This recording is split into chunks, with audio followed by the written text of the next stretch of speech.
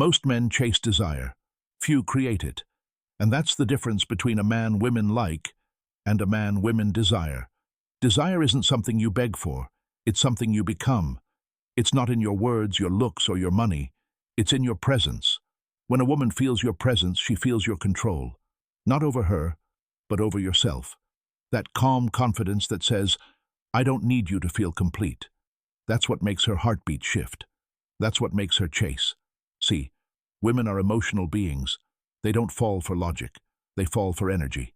And the moment she senses that your world doesn't revolve around her, you become a mystery she wants to solve.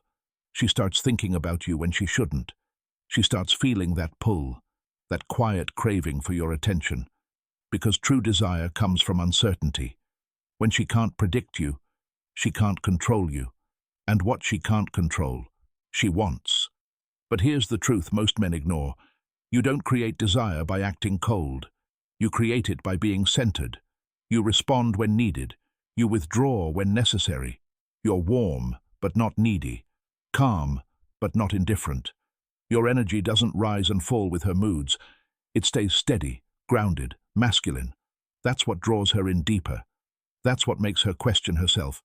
Why am I thinking about him again? Why can't I stop wanting him? Because desire isn't built through effort. It's built through presence. When you walk into a room and your silence says more than words.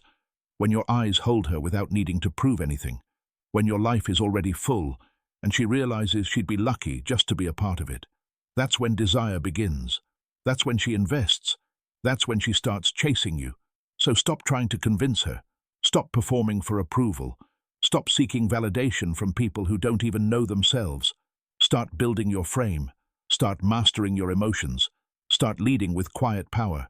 Because when you truly know who you are, you stop running after women, and women start running after you. Remember this. Desire isn't given.